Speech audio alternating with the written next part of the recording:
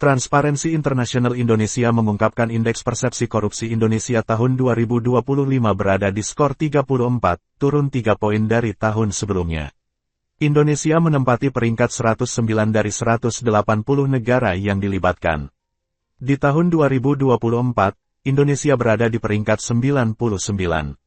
Beberapa negara yang mendapat skor sama dengan Indonesia yaitu Aljazair, Nepal, Malawi, Sierra Leone, Laos, dan Bosnia dan Herzegovina. Di Nepal diterpa gelombang besar-besaran yang menunjukkan rezim setempat akibat praktek korupsi. Indonesia Corruption Watch (ICW) menilai kontributor terbesar anjloknya skor indeks korupsi Indonesia tahun 2025 adalah Presiden Prabowo Subianto. Selama 1 tahun, pemerintahan Prabowo Gibran menggunakan kekuasaannya untuk membangun ekosistem yang menormalisasi konflik kepentingan, nepotisme, hingga patronase.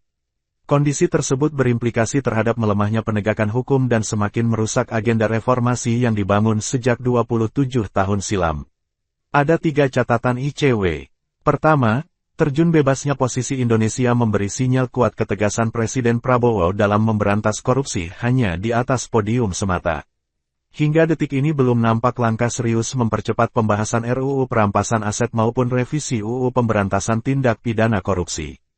Kedua, salah satu cara paling konkret untuk menjamin pencegahan korupsi optimal adalah keberadaan dari manajemen konflik kepentingan.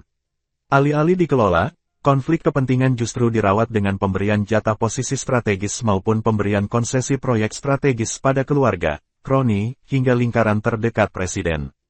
Mulai dari kabinet gemuk yang mayoritas wakil menterinya merangkap jabatan sebagai komisaris BUMN dan swasta, hingga mayoritas kepemilikan Yayasan Pengelola Dapur MBG yang terafiliasi dengan kader partai politik, aparat penegak hukum, serta militer. Belakangan posisi penting seperti Deputi Gubernur Bank Indonesia justru diberikan kepada keponakan Presiden.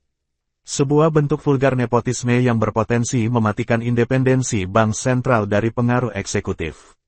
Sementara itu, 470 kursi dari total 580 kursi legislatif yang diisi dari koalisi Prabowo menjadikan DPR bukan sebagai penyeimbang eksekutif, melainkan corong presiden. Ketiga, aspek penegakan hukum dan akses terhadap keadilan. Ini menjadi penanda strategi presiden yang semata-mata hanya menjadikan kenaikan gaji sebagai upaya memperbaiki kronisnya korupsi yudisial sama sekali tidak cukup.